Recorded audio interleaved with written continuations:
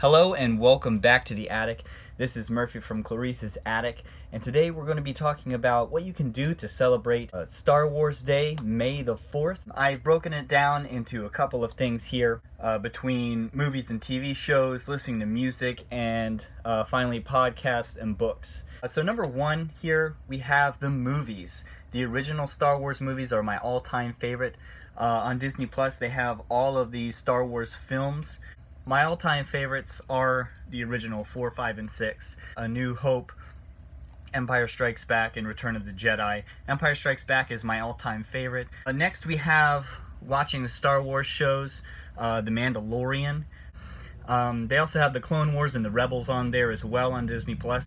The third recommendation that I have might be a weird one, but Akira Kurosawa's films, his samurai films, were very influential to George Lucas when he was first becoming a filmmaker, and I absolutely love these films. George Lucas's most favorite out of all of these films is The Seven Samurai, but other ones that he recommends are Yojimbo, Kuro, and Hidden Fortress. Next, number two, we have the music.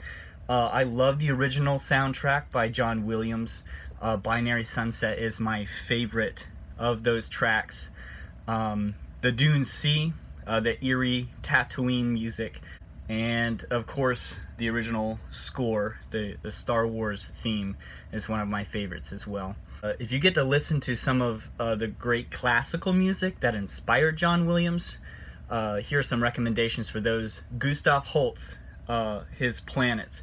There's Igor Stravinsky, Korngold, Orff, and Elgar. Then from The Mandalorian, Ludwig Göransson's music. He's the one who composed the music for The Mandalorian. If you get kind of a nostalgic feel from that, that's because he didn't just get this inspiration out of nowhere, but he went back to the original inspiration of Star Wars from those old westerns by Sergio Leone, from Kurosawa's films as well. So if you listen to music by Masaru Sato, who did the compositions for Kurosawa's films, and Ennio Morricone's compositions as well. He was an Italian composer who composed music for Sergio Leone's spaghetti westerns as well. You're going to really see some of those same themes that are brought back by Göransson. He does a great job. I love his score. And lastly, we have podcasts, YouTube, and books. Some podcasts that you can really pull some more appreciation for Star Wars would be Alistair Stevens. Alistair Stevens on Storywonk. He does a great series just on Star Wars. He does a lot of things on writing in general, but he does a fantastic job dissecting the influence of Joseph Campbell, who is a comparative mythologist who influenced George Lucas through the book The Hero of a Thousand Faces. So if you get a chance to read that book, that'd be a great book. But Alistair Stevens' podcast, look him up on Storywonk. Some great stuff. You won't be disappointed. Next, Coffee with Kenobi. If you're a huge Star Wars fan, you're probably familiar with Coffee with Kenobi. They have some really fun discussions, reviews, great interviews. Their website is a treasure trove of more podcasts related to Star Wars. Next, if you find any interviews with George Lucas, they're usually very enlightening.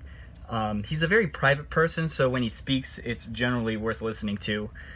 Brian J. Jones, the author of Jim Henson's biography, is one of the only people that Lucas has really opened up to. If you get a copy of George Lucas, A Life, that's his biography by Jones, George Lucas, A Life, I highly recommend it. I first heard about it actually on Coffee with Kenobi in their interview with Jones. My last big suggestions would be something like an autobiography. This is a memoir by Akira Kurosawa, but it is an intimate look into the mind of the filmmaker who most influenced George Lucas. Some extra reading that you might want to do: Dune by Frank Herbert. If you get a chance to read this, you can see some of the big connections. This is my all-time favorite book, Dune by Frank Herbert. Check that out. The Isaac Asimov Foundation series. And then Alan Dean Foster wrote Splinter of a Mind's Eye to be the sequel to Star Wars. I noticed it doesn't even say Star Wars on there. I highly recommend this book as well, Splinter of a Mind's Eye. So these are my recommendations for May the 4th celebration.